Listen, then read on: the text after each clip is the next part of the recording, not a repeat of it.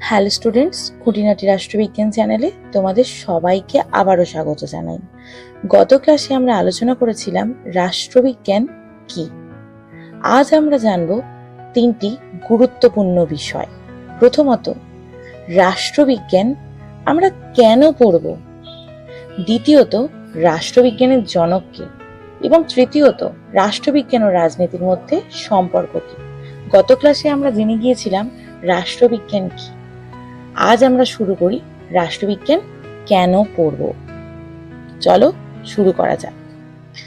অনেকেই মনে করে রাষ্ট্রবিজ্ঞান মানে শুধু রাজনীতি শেখা, কিন্তু বাস্তবে বিষয়টি তার চেয়ে অনেক বড়।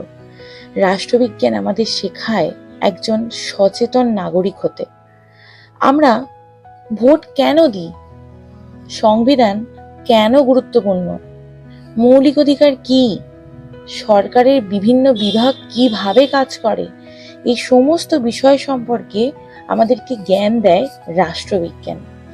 আজকের দিনে আমরা প্রায় প্রতিদিনই খবরের কাগজে, টেলিভিশনে বা সোশ্যাল মিডিয়ায় রাজনৈতিক ঘটনা দেখি, কিন্তু সেই ঘটনাগুলিকে সঠিকভাবে বুঝতে গেলে রাষ্ট্রবিজ্ঞানে জ্ঞান থাকা অত্যন্ত জরুরি।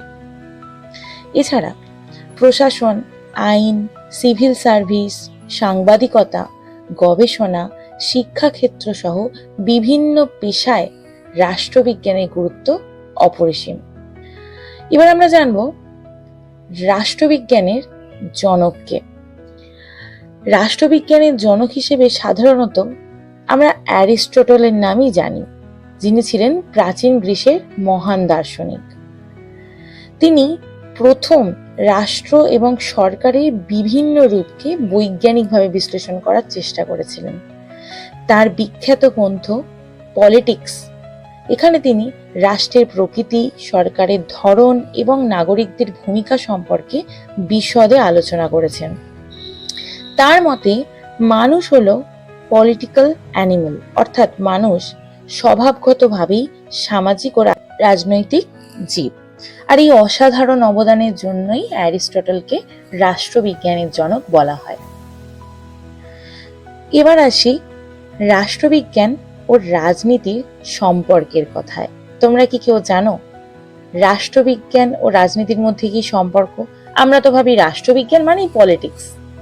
আসলে কি তাই, নাকি ওদের মধ্যে ডিফারেন্স রয়েছে? চলো আমরা দেখে নিই। অনেকেই মনে করেন রাষ্ট্রবিজ্ঞান আর রাজনীতি একই বিষয়, কিন্তু তাদের মধ্যে একটি সূক্ষ্ম পার্থক্য রয়েছে। কিরকম? রাজনীতি হচ্ছে আমাদের বাস্তব জীবনে ক্ষমতা অর্জন, ক্ষমতা প্রয়োগ, শাসন পরিচালনা, এই সব কিছুর কার্যক্রম। আর রাষ্ট্রবিজ্ঞান কি? রাষ্ট্রবিজ্ঞান হচ্ছে সেই রাজনীতি, রাষ্ট্র, সরকার, আইন, সংবিধান, রাজনৈতিক প্রতিষ্ঠান, এই সমস্ত কিছুর বৈজ্ঞানিক এবং তাত্ত্বিক অধ্যয়ন। যদি আমরা সহজ কথায় বলি, তাহলে রাজনীতি হচ্ছে বাস্তব প্রয়োগ, আর রাষ্ট্রবিজ্ঞান হলো সেই প্রয়োগকে বোঝার বিজ্ঞান। যেমন একজন ডাক্তার রোগীর চিকিৎসা করেন, আর মেডিকেল সায়েন্স সেই চিকিৎসার তত্ত্ব ব্যাখ্যা করে, ঠিক তেমনি রাজনীতি হলো কাজের ক্ষেত্র, আর রাষ্ট্রবিজ্ঞান হলো সেই কাজকে বোঝার বিষয়। তাই বলা যায় রাষ্ট্রবিজ্ঞান ও রাজনীতি একে অপরের সাথে গভীরভাবে সম্পর্কিত। রাজনীতি ছাড়া রাষ্ট্রবিজ্ঞানে আলোচনা অসম্পূর্ণ, আবার রাষ্ট্রবিজ্ঞানে জ্ঞান ছাড়া রাজনীতিকে গভীরভাবে বোঝাও সম্ভব নয়। আজকের ক্লাসে আমরা জানলাম রাষ্ট্রবিজ্ঞান কেন পড়ব, রাষ্ট্রবিজ্ঞানের জনককে, এবং রাষ্ট্রবিজ্ঞান ও রাজনীতির সম্পর্ক কি। পরবর্তী ক্লাসে আমরা আলোচনা করব রাষ্ট্রের উৎপত্তি সম্পর্কে বিভিন্ন তত্ত্ব এবং রাষ্ট্রের প্রধান উপাদানগুলো নিয়ে। ভিডিওটি ভালো লাগলে লাইক, কমেন্ট এবং শেয়ার করতে ভুলবেন না। আর খুঁটিনাটি রাষ্ট্রবিজ্ঞান চ্যানেলটি সাবস্ক্রাইব করে পাশে থাকা বেল আইকনটি ক্লিক করতেও ভুলো না। ধন্যবাদ।